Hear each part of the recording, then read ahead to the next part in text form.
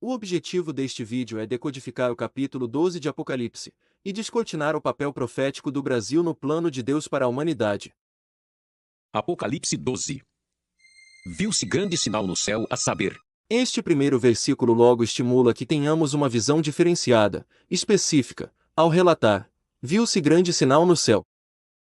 Ou seja, para decodificarmos os símbolos, sol, lua e estrelas, mencionados no versículo, devemos ter uma visão vertical. Como se estivéssemos olhando para o céu. Céu, a saber, uma mulher vestida do sol com a lua debaixo dos pés e uma coroa de 12 estrelas na cabeça, que, achando-se grávida, grita com as dores de parto, sofrendo tormentos para dar à luz. Coroa com 12 estrelas. A coroa representa um elo estabelecido dentre as 12 estrelas. Um elo para indicar um território, um lugar. Neste primeiro momento indica objetivamente Israel. As 12 estrelas neste momento representam as 12 tribos territoriais de Israel, as 12 tribos patriarcais que compõem o território de Israel. Veja com uma visão vertical, por intermédio do mapa. Ruben, Simeão, Judá, Dan, Naftali, Gade, Asser, Issacar, Zebulon, Manassés, Efraim e Benjamim. A lua debaixo dos pés. A lua, assim como a coligação das 12 estrelas, representa uma testificação de um lugar escolhido por Deus. Neste primeiro momento testifica objetivamente Israel. Saiba então que o território de Israel está inserido em uma região denominada de Crescente Fértil.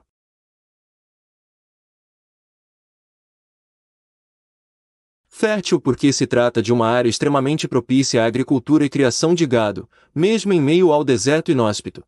E crescente devido a esta área abençoada, onde Israel está inserido, ter o formato de uma lua crescente. Veja com uma visão vertical, por intermédio do mapa. A mulher vestida do sol. Neste momento a mulher não pode ser uma representação da igreja, pois a mulher é que deu à luz ao filho que objetivamente é Jesus. E como se sabe, a igreja conceitualmente surgiu a partir de Jesus. Logo, a igreja conceitualmente não pode ter vindo antes de Jesus. A mulher também não pode ser uma representação objetiva de Maria, pois esta é uma visão celestial que transcende os tempos de Maria. Está além até mesmo do nosso tempo presente. Na vindoura grande tribulação, a mulher há de ficar segura em um lugar preparado por Deus. Contudo, Maria é esta mulher sob o arquétipo de dar à luz a um filho varão, Jesus, sendo logo perseguida pelo rei Herodes, fugindo então para um lugar no deserto, o Egito, e lá permanecendo segura. Com José e o bebê Jesus. A mulher representa um cuidado marital de Deus para com um povo. Neste primeiro momento o povo escolhido foi o povo hebreu. Este povo constituiu as tribos de Israel, dentre elas a tribo de Judá, de onde veio Jesus, ou seja, de onde veio objetivamente o filho varão. O povo hebreu tem origem no patriarca Abraão, que recebeu a missão de migrar para Canaã. Ou seja, neste primeiro momento, com este primeiro povo, a missão estava destinada tão somente a um território, Canaã, Israel. Portanto, a dispensação marital de Deus iniciou pelo povo constituído por Abraão, cuja missão estava, naquele primeiro momento, em conquistar um território apenas. E para que se cumprisse a missão, houve no processo o cuidado e orientação de Deus dando-lhe luz, como um sol, por meio de profetas, dentre eles o próprio Abraão. Viu-se também outro sinal no céu, e eis um dragão grande, vermelho, com 7 cabeças, 10 chifres, e nas cabeças 7 diademas. Este versículo apresenta um grande dragão vermelho, que possui 7 cabeças, tendo em cada cabeça um diadema. Ainda sistematizando, é dito também que além das 7 cabeças e dos 7 diademas, o grande dragão vermelho possui 10 chifres. Porém, diferente dos diademas, não está taxado que os chifres estão distribuídos pelas cabeças. Começando então pelos chifres a decodificação, eles estão fixados em uma cabeça. Estão na cabeça que representa o último império opositor ao plano de Deus para a humanidade, ou seja, na cabeça que representa a ONU. Será a ONU na grande tribulação que propiciará uma coalizão de 11 reis, dos quais o anticristo será o maior. Apocalipse 17 versículo 12. Portanto os 10 chifres são 10 reis juntos. E não obstante a cabeça ser a ONU, é também o anticristo. Uma cabeça é a ONU e cumulativamente o anticristo. Como uma outra cabeça é o Egito e cumulativamente o faraó. E como uma outra cabeça é Roma e cumulativamente o rei Herodes.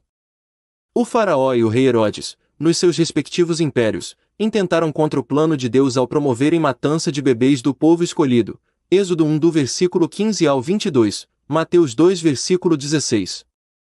O anticristo também atacará os que tomam leite, Mateus 24 versículo 19, ou seja, aqueles que não consomem o alimento espiritual sólido.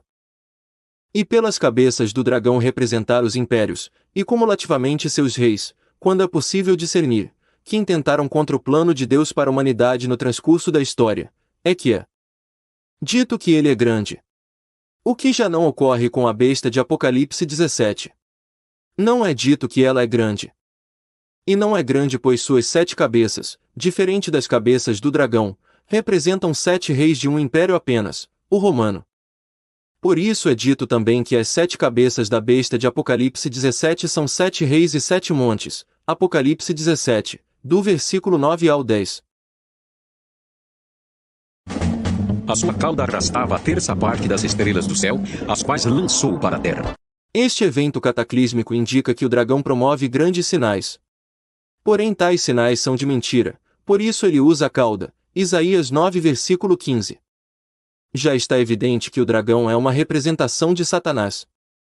Satanás que é denominado de o pai da mentira, João 8 versículo 44, e que no transcurso da história intentou contra o plano de Deus para a humanidade. Então, vale lembrar, ele é grande pois suas cabeças contemplam toda uma história junto a impérios. O dragão se deteve em frente da mulher que estava para dar à luz, a fim de lhe devorar o filho quando nascesse. Este versículo apresenta a peleja passada pelo povo hebreu em decorrência de sua própria desobediência em sua trajetória, e pelos intentos de Satanás em querer impedir a promessa da vinda do Messias. Nasceu-lhe, pois, um filho varão que há de reger todas as nações com cetro de ferro. E o seu filho foi arrebatado para Deus até o seu trono. Nasceu o filho varão, nasceu Jesus. Cumpriu seu ministério, cumpriu as profecias inclusive sua morte voluntária como Cordeiro de Deus. Ao terceiro dia ressuscitou, ou seja, como no texto, foi arrebatado. O cetro de ferro apontado no texto testifica que o filho varão é objetivamente Jesus. Pois Jesus, na visão da sua volta, Apocalipse 19 versículo 15, se apresenta com este instrumento. A mulher, porém, fugiu para o deserto, onde lhe havia Deus preparado lugar para que nele a sustentem durante 1260 dias. Ainda que se possa discernir que este novo lugar é objetivamente o Egito, pela história linear de Maria que após dar à luz a Jesus fugiu, com o bebê e José, para o Egito. O lugar mencionado no texto na verdade está situado em um futuro, no tempo da vindoura grande tribulação, que durará os referenciados 1260 dias. Portanto, decodificando, deserto significa futuro, ou seja, Deus preparou um lugar no futuro para que a igreja seja sustentada durante a grande tribulação. Houve peleja no céu. Miguel e os seus anjos pelejaram contra o dragão. Também pelejaram o dragão e seus anjos. Todavia, não prevaleceram, nem mais se achou no céu o lugar deles. E foi expulso o grande dragão, a antiga serpente, que se chama Diabo e Satanás, o sedutor de todo o mundo. Sim, foi atirado para a terra e com ele os seus anjos. Então, ouvi grande voz do céu proclamando: Agora veio a salvação, o poder, o reino do nosso Deus e a autoridade do seu Cristo. Pois foi expulso o acusador de nossos irmãos, o mesmo que os acusa de dia e de noite diante do nosso Deus. Eles, pois, o venceram por causa do sangue do Cordeiro e por causa da palavra do testemunho que deram, e mesmo em face da morte, não amaram a própria vida. Por isso, festejai os céus, e vós, os que neles habitais. Ai da terra e do mar, pois o diabo desceu até vós, cheio de grande cólera, sabendo que pouco tempo lhe resta. O poder da mentira de Satanás que antes do nascimento do filho varão, convenceu até mesmo terça parte dos anjos fazendo-os cair, Apocalipse 12 versículo 4, com a vinda de Jesus, não prevalece mais. Por isso Satanás e seus anjos são derrotados e jogados de volta à terra pelos anjos do Senhor. Portanto, assim como no céu, aqui na terra nós podemos também derrotar Satanás. Tudo graças ao sacrifício do Salvador, nosso Senhor Jesus. Pois o dragão se viu atirado para a terra, perseguiu a mulher que dera à luz o filho varão. E foram dadas à mulher as duas asas da grande águia, para que voasse até ao deserto, ao seu lugar, aí onde é sustentada durante um tempo, tempos e metade de um tempo, fora da vista da serpente. O objetivo da mulher em receber as asas da águia é estabelecer novamente uma conexão do futuro com o passado.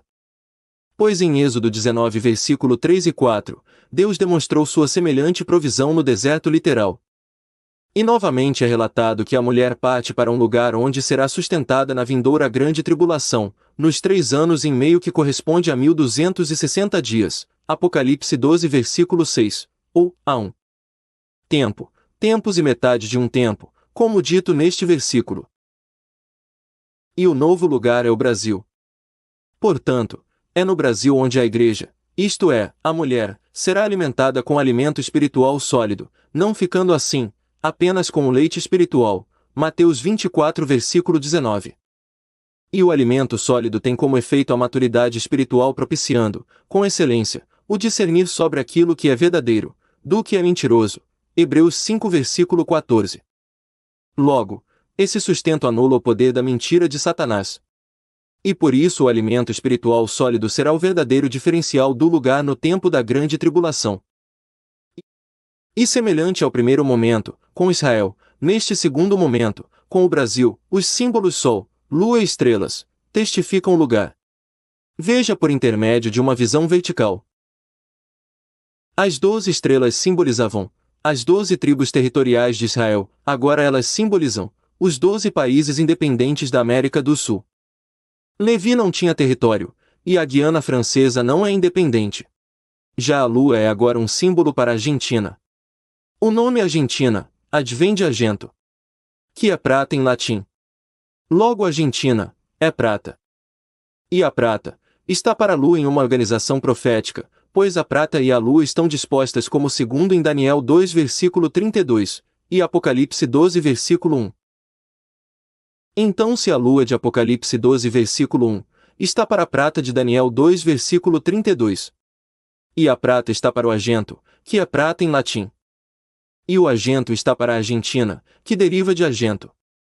Logo, a Lua está para a Argentina, país que está abaixo dos pés do Brasil. E nesta cosmovisão observa-se ainda, que quando o Uruguai pertencia ao Brasil, estava como que os pés do país, mas, como que o Brasil fosse ferido bem no calcanhar. Gênesis 3 versículo 15. Perdeu o Uruguai. E nesta perda, a Argentina foi uma decisiva inimiga do Brasil. Permanecendo com a visão vertical, se o sul do Brasil está para os pés, o norte está para a cabeça. Mais precisamente o Amapá, que está no extremo norte e ao centro, está para a cabeça. Amapá, como que tendo uma boca, está se alimentando por primeiro do alimento espiritual sólido. Então a serpente arrojou da sua boca atrás da mulher a água como um rio, a fim de fazer com que ela fosse arrebatada pelo rio. A terra, porém, socorreu a mulher, e a terra abriu a boca e engoliu o rio que o dragão tinha arrojado de sua boca.